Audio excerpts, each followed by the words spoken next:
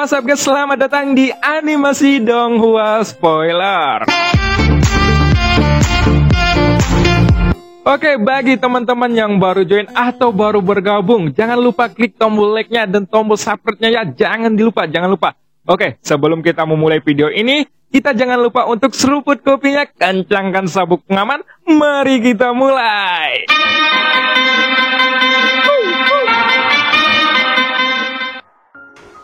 Pada episode sebelumnya diceritakan Xiaoyan bertarung melawan Juya sampai di mana Juya melarikan diri. Lalu ada lusinan praktisi Taisu mengepung Xiaoyan. Melihat adegan ini, Xiaoyan mengeluarkan labu bermata 9. Akhirnya semua sosok di labu bermata 9 membantu Xiaoyan. Sosok Julin Jun mengeluarkan pisaunya untuk menghalau praktisi Taisu di dekat Xiaoyan. Dan rubah iblis ekor 9 pun mengeluarkan jimatnya. Serta gadis bayangan menahan sosok Juya. Tak lama kemudian muncul bala bantuan dari dunia Taisu.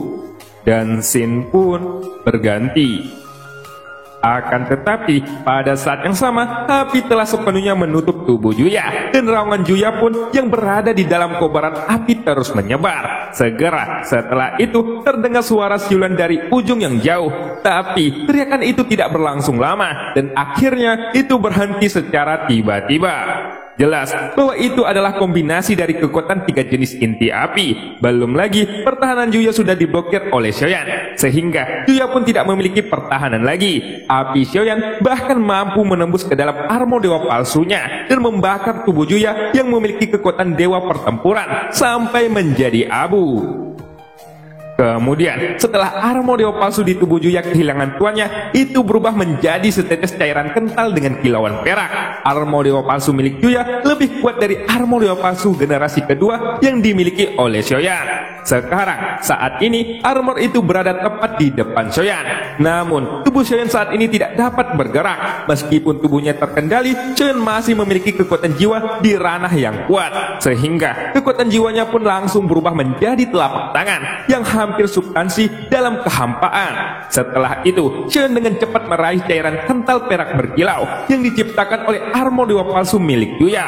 Pada saat yang sama, ketika beberapa sosok yang datang dari kejauhan melihat pemandangan ini, mereka ingin merebutnya. Akan tetapi, cairan perak itu berada tepat di depan Xiaoyan. Dan pada saat ditarik oleh kekuatan jiwa, cairan perak itu pun mendarat di tangan Xiaoyan. Detik berikutnya, orang-orang itu dapat melihat bahwa cairan perak tersebut langsung menyebar pada armor dewa palsu di tubuh Xiaoyan, menutupi armor dewa palsu generasi keduanya. Dan kini, penampilan armor dewa palsunya juga sedikit berubah. Tentu saja, yang paling jelas adalah warnanya yang lebih kelam dan warnanya lebih gelap. Ini memancarkan kesan kualitas yang lebih tinggi. Armor dewa palsu milik Juya adalah armor generasi ketiga. Jadi, itu adalah generasi yang lebih tinggi dari armor milik Xiaoyan. Dan Juya memiliki 3 kristal merah di dadanya. Tetapi, dia kehilangan 1 karena serangan Xiaoyan sebelumnya. Oleh karena itu, bahkan jika armor generasi ketiga itu menyatu dengan tubuh Xiaoyan, hanya ada 2 kristal merah tersisa. Pertahanan armor dewa palsu milik Juya sudah hancur total. Tapi, tampaknya setelah bergabung dengan armor dewa palsu generasi kedua milik Xiaoyan saat ini, muncul adegan yang sama seperti sebelumnya, dan mereka saling memperbaiki. Bagaimana situasinya? Mungkinkah orang ini juga merupakan pejuang Dewa Taisu seperti kita? Ucap salah satu Dewa Taisu. Beberapa sosok dari sisi yang terjauh melihat pemandangan ini dengan takjub. Dan ketika mereka melihat armor Dewa palsu yang melekat pada tubuh Xiaoyan, wajah mereka penuh dengan keterkejutan. Dia sudah membunuh Juya. Bagaimana mungkin dia menjadi salah satu Dewa Taisu? Ucap seseorang Dewa Taisu dengan segera. Tapi, jika dia bukanlah seorang Dewa Taisu, maka kemampuan orang ini bahkan lebih mengerikan. Ucap Dewa Taisu lainnya. Setelah Xiaoyan mendapatkan armor dewa palsu generasi ketiga milik Juya, beberapa sosok yang berada di sisi yang jauh sudah melesat dengan kencang dan muncul di depan Xiaoyan dalam sekejap. Lepaskan armor dewa palsu itu dari tubuhmu, ucap seseorang yang berada tidak jauh dari Xiaoyan dan berteriak seolah-olah dia adalah seorang atasan meneriaki bawahannya. Jika kamu memiliki kemampuan, kamu dapat melepaskannya secara langsung. Atau mungkin siapa yang akan melepaskannya? Ucap Sioyan sambil mengangkat kepalanya dengan susah payah. Dan meskipun dia terus ditekan oleh kegelapan, masih tidak ada rasa takut di matanya.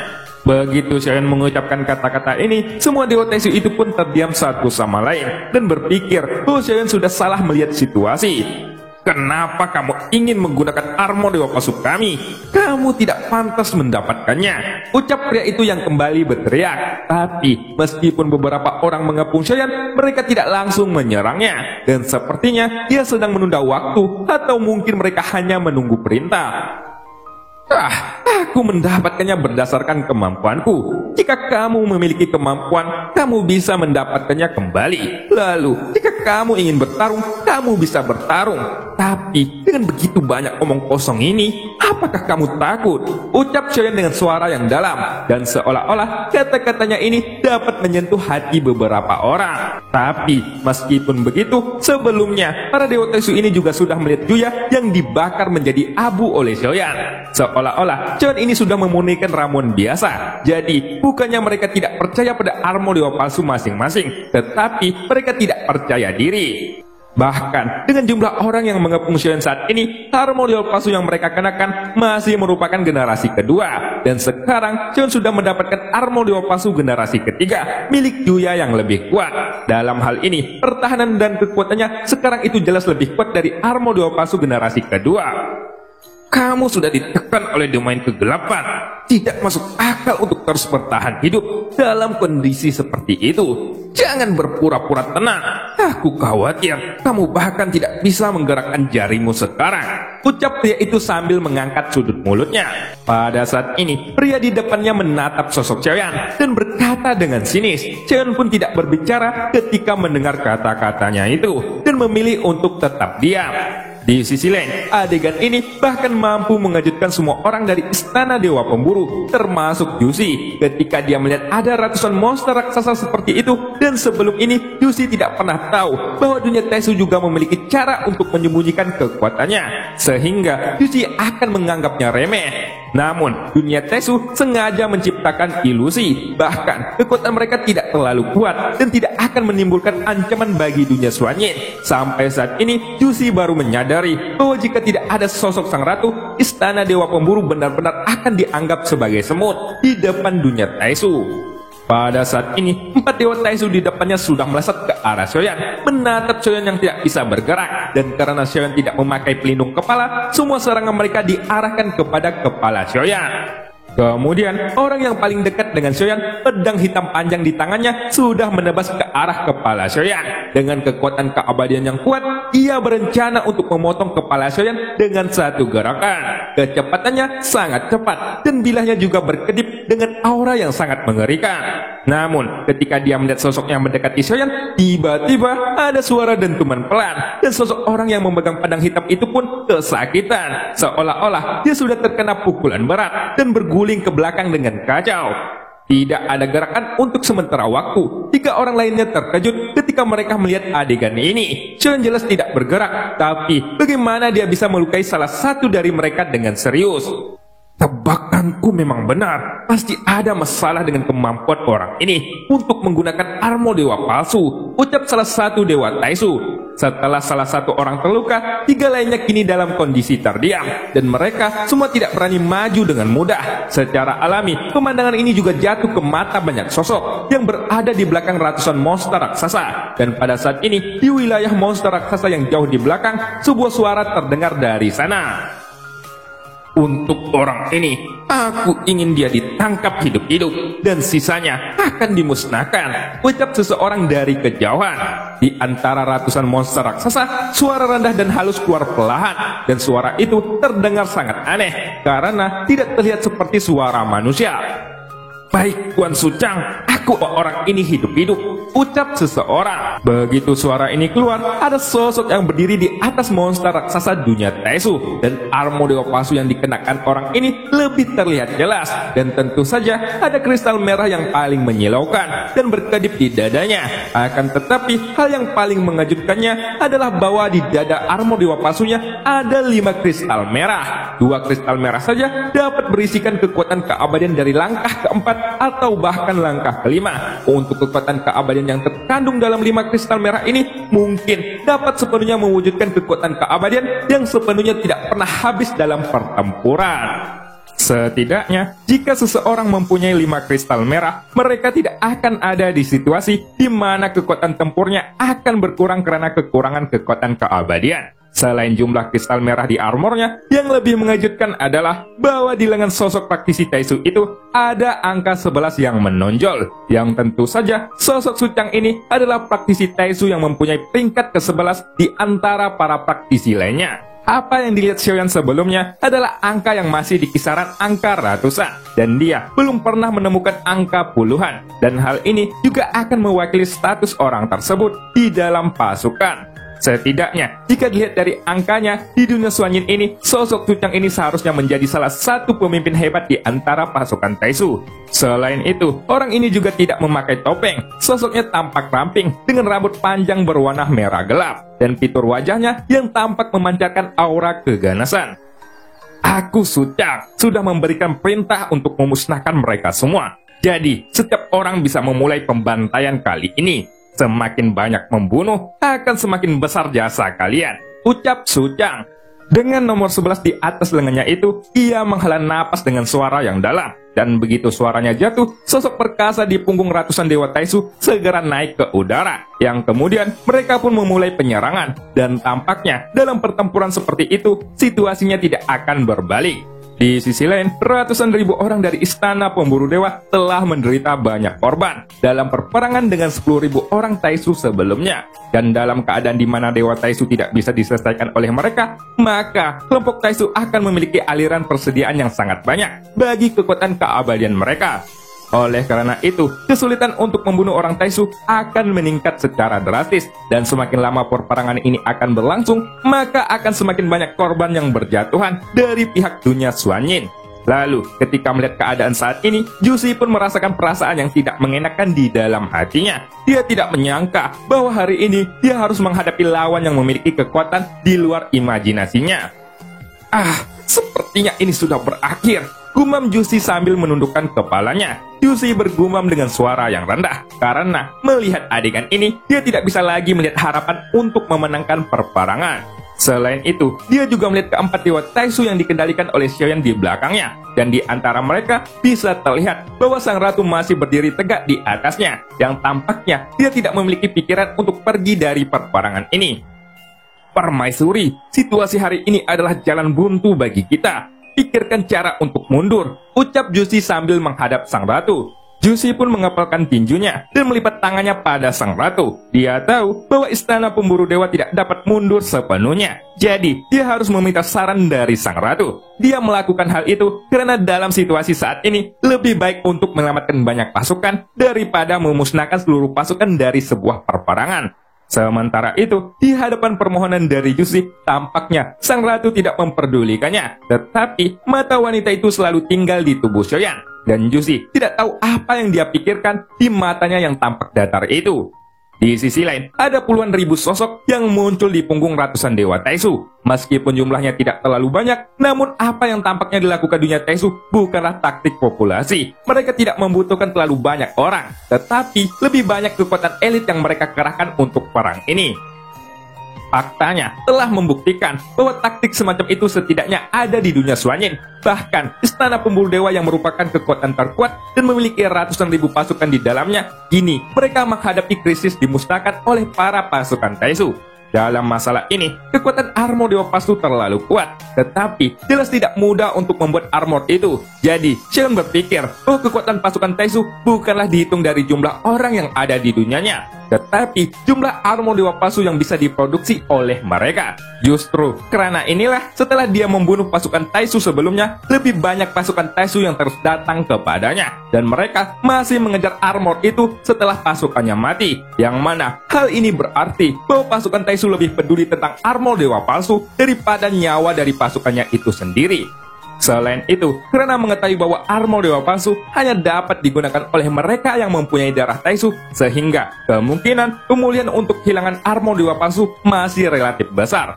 Sampai di mana mereka bertemu dengan sosok Xiaoyan, yang mana dia jelas bukan orang yang memiliki darah Taisu, tapi orang ini bisa menggunakan armor dewa palsu dengan mudahnya. Dan hal ini juga menarik perhatian para pemimpin sejati dari dunia Taisu. Sehingga tanpa menunda waktu lama lagi, pria Taisu dengan bernomor 11 di atas lengannya itu kali ini sudah memicu ledakan kekuatan sonik dari ujung yang jauh, yang kemudian sosoknya menyerang langsung ke arah Xiaoyan. Di sisi lain, seluruh pasukan Taisu menjarah dengan kejam oleh puluhan ribu orang, yang membuat ratusan ribu orang yang bertarung dari istana pemburu dewa menarik napas dalam-dalam. Dan tampaknya mereka tidak memiliki peluang untuk memenangkan pertarungan saat ini. Namun sepertinya pasukan Taisu tidak keluar dengan kekuatan penuhnya, karena di sosok persegi raksasa di belakang mereka masih ada banyak sosok yang masih berdiri dan menonton perperangan dari kejauhan. Tampaknya, dalam situasi di mana mereka harus melawan pasukan dari dunia Xuanyin, mereka tidak perlu mengambil tindakan apapun. Sejauh yang aku tahu, tidak pernah ada kasus di mana armor dewa palsu bisa dikendalikan oleh orang luar.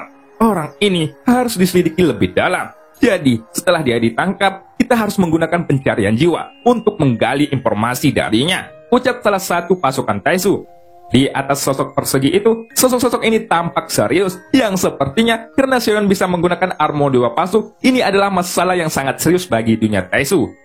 Berhati-hatilah, jangan bunuh orang itu, ucap praktisi Taisu lainnya. Ku dengar banyak orang Taisu yang sudah dibunuh oleh orang itu, dan sepertinya dia juga akan mendatangi kita. Mungkinkah dia adalah pemberontak dari dunia Taisu, ucap praktisi Taisu.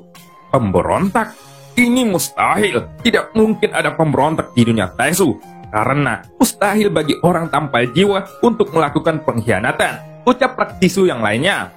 Lalu, metode apa yang digunakan orang ini untuk mengendalikan armor dewa palsu? Dilihat dari tahap perkembangan di dunia Xuanyin saat ini, tidak mungkin bagi siapapun di dunia ini untuk memiliki kemampuan memecahkan teknik rahasia dan juga terlarang pada armor dewa palsu, terutama dalam hal garis keturunan, ucap praktisi yang lainnya lagi. Faktanya, teknik rahasia dan terlarang ini hanya darah Taisu yang dapat memanipulasinya, dan itu tidak bisa dipecahkan oleh orang luar, ucap praktisi itu kembali. Namun, orang ini sangatlah kuat, dan aku tidak pernah melihat seseorang dengan kekuatan seperti itu di dunia Xuanyin. Jadi, siapakah dia sebenarnya? Ucap praktisi yang lainnya. Tidak perlu memikirkannya lagi. Ketika Taisu 11 menangkapnya, semuanya akan diketahui, ucap praktisi pertama.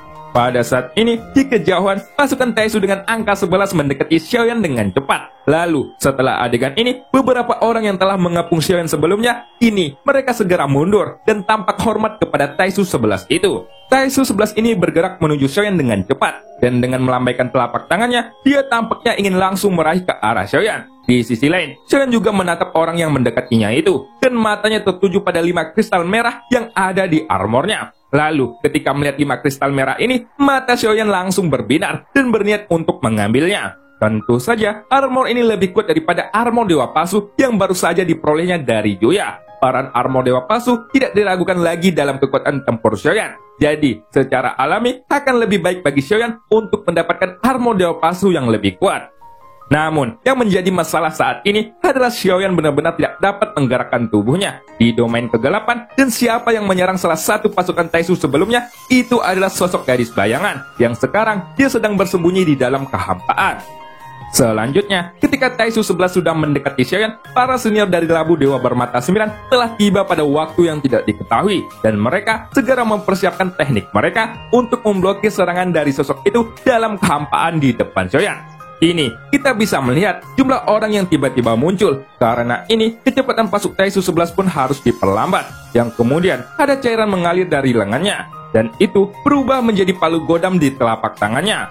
Dengan kecepatan berlarinya, ketika dia memegang palu godam itu pun berkilau. Dan kekuatan keabadian yang kuat langsung melonjak dalam sekejap. Kemudian, dia pun menghantam palu itu ke para senior dari Labu Dewa Bermata 9. Xiaoyan pun sedikit menyipitkan matanya saat dia melihat beberapa senior di depannya yang sudah berkumpul. Dengan Sulinjun di depan, pendekar pedang gila di belakangnya berubah ekor 9 di satu sisi, dan sosok bayi kecil yang paling banyak berserakan. Para senior ini tidak sembarangan. Bagi Xiaoyan yang dulunya mempunyai sebuah tim, dia bisa sepintas melihat bahwa sikap para senior ini semuanya memiliki pembagian kerjanya masing-masing. Lalu, ketika palu godam dari Su Tang jatuh, Su Lingjun melakukan bagiannya. Dia menghantamkan pedang gandanya untuk memblokir serangan itu. Namun, pada kenyataannya, penyerangan utama yang sebenarnya adalah sosok pendekar pedang gila. Pada saat ini, di dalam kehampaan, sepasang pedang muncul di belakang orang Taisu 11 itu. Dan tak lama kemudian, ujung dari pedang itu bergabung untuk menusuknya dengan sangat ganas. Dan cerita pun berakhir. Sampai jumpa di episode selanjutnya. Makan kedondong di tepi parit. Habis nonton andong, mari ngabuburit.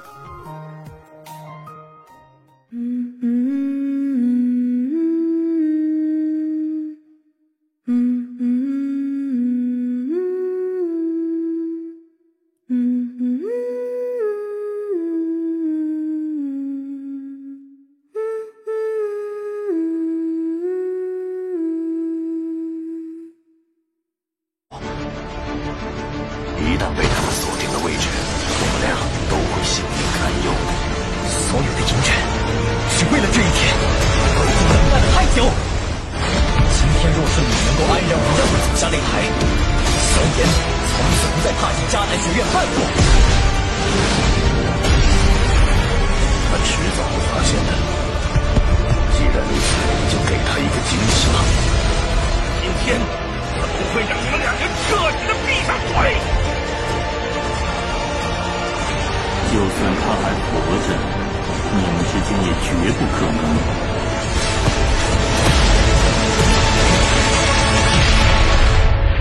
加玛帝国云岚宗，我萧炎回来了。